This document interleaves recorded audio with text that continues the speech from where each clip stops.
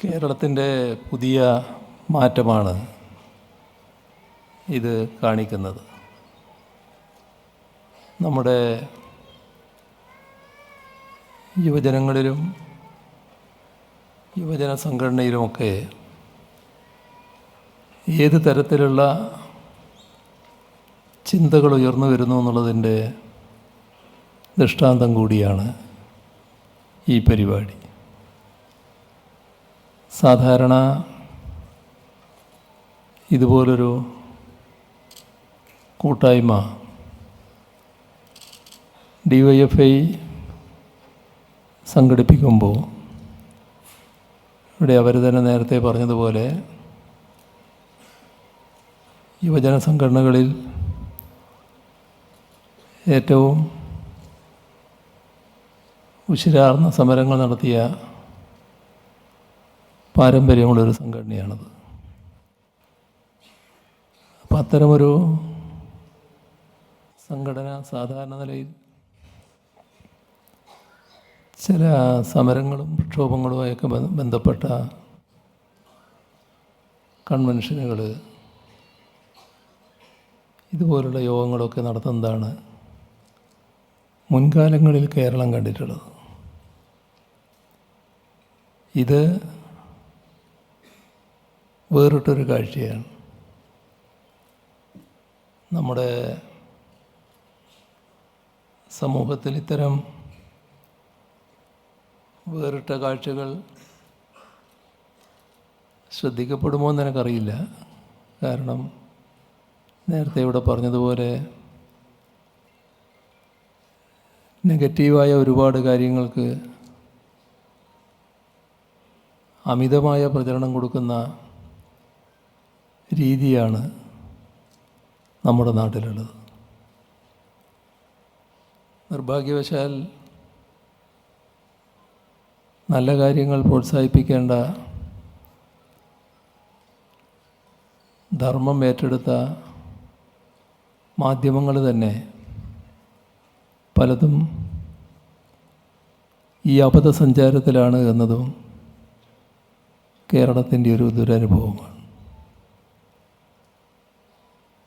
എന്നാൽ ഇതൊരു വേറിട്ട കാഴ്ച തന്നെയാണ്. നമ്മുടെ നാടിൻ്റെ മാറ്റം അത് ശരിയായ രീതിയിൽ പ്രാവർത്തികമാക്കാനാകും എന്നതിൻ്റെ പ്രത്യക്ഷമായ തെളിവായിട്ടാണ് ഈ പരിപാടിയെ കാണുന്നത്. ഇപ്പോൾ സ്റ്റാർട്ടപ്പ് മേഖലയുടെ മുന്നേറ്റം ലക്ഷ്യം വെച്ചുകൊണ്ട് DYFI ഒരു പരിപാടി സംഘടിപ്പിക്കുന്നു. ആ പരിപാടിയിൽ എല്ലാ തലങ്ങളിലുമുള്ള ആളുകൾ, സ്റ്റാർട്ടപ്പ് മേഖലയുമായി ബന്ധപ്പെടുന്ന ആളുകൾ, അവർക്ക് ചിലർക്കെങ്കിലും DYFIയുടെ ആശയങ്ങളോട് പൊരുത്തമുണ്ടായിക്കൊള്ളണമെന്നില്ല. എന്നാൽ ഇക്കാര്യത്തിൽ ഞങ്ങൾ നിങ്ങളോടൊപ്പമുണ്ട് എന്ന് പറഞ്ഞുകൊണ്ട് ഇവിടെ എത്തിയിരിക്കുന്നുവെന്നാണ് കാണാൻ നമുക്ക് സാധിക്കുക. മവാസോ 2025 ഇതാണ് സ്റ്റാർട്ടപ്പ് മേഖലയുടെ ലക്ഷ്യം മുൻനിർത്തിക്കൊണ്ട് സംഘടിപ്പിക്കുന്ന പരിപാടിയുടെ പേരായി നിർദ്ദേശിച്ചിരിക്കുന്നത്.